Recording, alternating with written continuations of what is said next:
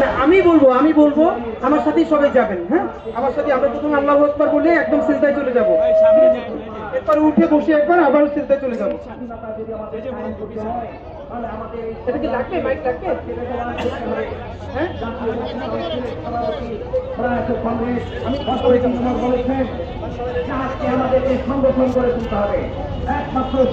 আমরা প্রথম তাকবীরে সিজদায় চলে যাব। হ্যাঁ, ওকে। আল্লাহু আকবার। সেই সংগ্রামকে আসুন আমরা এগিয়ে নিই। জাতীয় মুক্তি কাউন্সিলের আজকে এই আলোচনা সভা পরিচালনা করার জন্য আমি বাংলাদেশ কেন্দ্রীয় কমিটির সভাপতি এবং জাতীয় পরিষদের সদস্য বিপুল সরকারকে দায়িত্ব দিচ্ছি।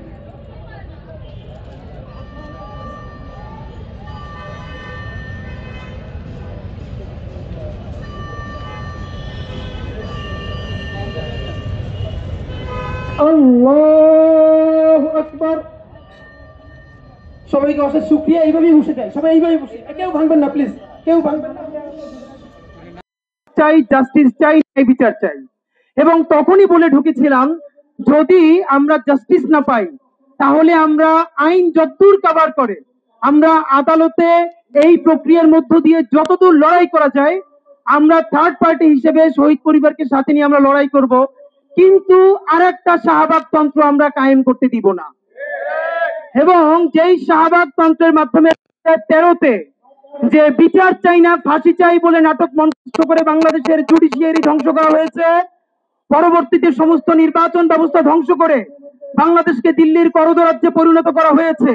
আমরা অত্যন্ত ঝুঁকি নিয়ে, এটা আনপপুলার ওপিনিয়ন ছিল, তবু আমাদের বন্ধুদেরকে বলেছি আমরা শাহবাগে আসবো, যদি আজকে তার মৃত্যুদণ্ড নাও হতো তাহলে এখানে ব্রিফ করে বাসায় চলে যেতাম, আইনজীবীদের সাথে পরামর্শ করবার জন্য আমরা এখানে শাহবাগে অবস্থান করতাম না। আপনাদের মাধ্যমে আজকে সর্বপ্রথম আমরা স্মরণ করছি বাংলাদেশের 2008 থেকে শুরু করে পিলখানা গণহত্যা থেকে শুরু করে পিলখানা শাপলা, এর মধ্যে বাংলাদেশে যত ক্রস ফায়ার, গুম, খুন, হত্যা, ধর্ষণ এবং সর্বশেষ ঐতিহাসিক জুলাই গণ অভ্যুত্থানে আমাদের যত বাবা মা ভাই বোন জীবন দিয়েছেন, প্রাণ দিয়েছেন, তাদের প্রত্যেকের রুহের মাগফিরাত কামনা করছি। আমরা গত 15 বছরে যেই সমস্ত শিশু তার বাবা মাকে গুম হতে দেখেছে, এখনো যেই শিশু বাবার ছবি বুকে নিয়ে ঘোরে যে গুম থেকে, আয়নাঘর থেকে কিছু মানুষ মুক্তি পেল, তার বাবারও মুক্তি পাওয়ার কোনো সম্ভাবনা আছে কিনা, কিন্তু তার বাবার লাশটা বুক চিরে পাথর ঢুকিয়ে বঙ্গোপসাগরে ভাসিয়ে দেওয়া হয়েছে, তাকে তা বলাও যায় না। বন্ধুরা, আমার এই রায়টা শুধু বাংলাদেশের জন্য একটি নজির নয়। আমরা মনে করি একবিংশ শতাব্দীতে যতগুলো রাষ্ট্র হয়েছে প্রত্যেকটা জাতি রাষ্ট্রের জন্য আজকে বাংলাদেশ একটি নজির স্থাপন করতে পেরেছে। আমরা প্রথমত এই আন্তর্জাতিক অপরাধ ট্রাইব্যুনালের পুরো টিমকে সমস্ত জুলাইয়ের শহীদ পরিবারের পক্ষ থেকে অশেষ দোয়া এবং সম্মান জানাচ্ছি। এরপরে এই আন্তর্জাতিক অপরাধ ট্রাইব্যুনালে এই রায়ের জন্য যারা সব থেকে বেশি কষ্ট করেছেন, আন্তর্জাতিক অপরাধ ট্রাইব্যুনালের যে প্রসিকিউশন টিম, চিফ প্রসিকিউটর থেকে শুরু করে তাদের টিম, তদন্ত সংস্থা এবং পুলিশ থেকে শুরু করে অন্যান্য আইন শৃঙ্খলা বাহিনী যারা এই মামলাটাকে শুরু থেকে এই পর্যন্ত প্রত্যেকটা তদন্তকে নিখুঁত করবার জন্য জীবন পরণ দিয়ে লড়ছেন, তাদের সকলের প্রতি বাংলাদেশের আপামর জনসাধারণের পক্ষ থেকে শ্রদ্ধা এবং ভালোবাসা জানাচ্ছি। একই সাথে ইন্টারিম সরকারের আমরা প্রচুর সমালোচনা করেছি। আমরা প্রফেসর ইউনূসের সরকারকে আজকে ধন্যবাদ জানাতে চাই। আন্তর্জাতিক বহু চক্রান্ত ষড়যন্ত্র, দেশি ষড়যন্ত্রকে উপেক্ষা করেও তারা আন্তর্জাতিক অপরাধ ট্রাইব্যুনালকে স্বাধীনভাবে রায় দেওয়ার পরিবেশ তৈরি করে দিয়েছেন। আমরা এই পরিবেশ কিয়ামত পর্যন্ত বাংলাদেশে চাই।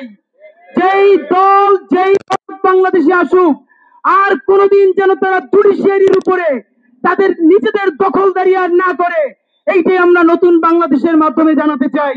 বন্ধুরা আমার, আপনারা জানেন জুলাই গণহত্যার পর থেকে এই শহীদদের ন্যায় বিচারের জন্য ইনকিলাব মঞ্চ শুরু থেকে শেষ পর্যন্ত রাজপথে কে নাকি, আজকে আমার খুব মনে পড়ছে, আপনারা মিডিয়ার বন্ধুরা অনেকেই জানবেন, আমরা রমজানের মধ্যে এখানে একটানা 3 দিন অবস্থান কর্মসূচি দিয়েছিলাম যে গণহত্যাকারী আওয়ামী লীগকে নিষিদ্ধ করতে হবে, তাকে বিচারের আওতায় আনতে হবে। আপনাদেরকে আজকে জানাই, আজকে আমরা আন্দোলন করবার ফলে, আপনারা সবাই সেই আন্দোলন সমর্থন করবার ফলে যে এক্সিকিউটিভ অর্ডারে আওয়ামী লীগের কার্যক্রম নিষিদ্ধ করা হয়েছে, আজকে রায়ের অবজারভেশনে বলা হয়েছে শুধু আওয়ামী লীগ না, তার অঙ্গ সংগঠন যুবলীগ এবং ছাত্রলীগ, তারা এই গণহত্যা শুধু সমর্থন যোগায় নেয়, তারা নিজেরাও এই গণহত্যায় অংশ নিয়েছে।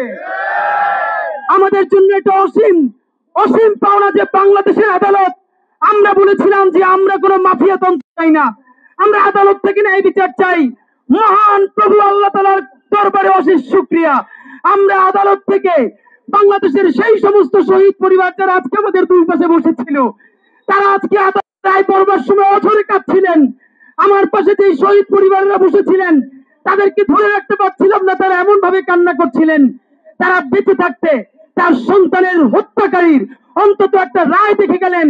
সম্ভবত আজকে এই রায়ের মধ্য দিয়ে নতুন বাংলাদেশের ভিত্তিপ্রস্তর স্থাপিত হয়েছে।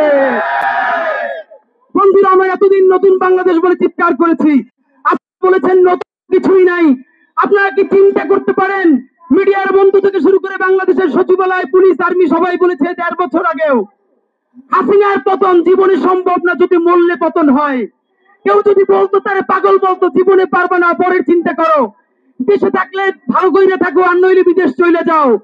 যেই আদালত খুনি হাসিনা বানিয়ে এই ক্যাঙ্গারু কোর্টের মাধ্যমে জামাত ইসলাম থেকে শুরু করে বিএনপি নেতাদেরকে শুরু করে জুডিশিয়াল ক্লিন করেছে, গুম করেছে, খুন করেছে, তার বানানো আদালতে তার পুরো স্টাবলিশমেন্টে আজকে শহীদ পরিবারের সামনে, চিরতরে অন্ধ হওয়া পঙ্গু হওয়া মানুষের সামনে আদালত যে ন্যায় বিচারের নজির স্থাপন করেছে, আমরা মনে করি এই ন্যায় বিচারকে বাস্তবায়ন করবার জন্য আমাদেরকে যদি আবারও সবার জীবন দিতে হয়, আমরা জীবন দিতে পিছপা হব না ইনশাআল্লাহ।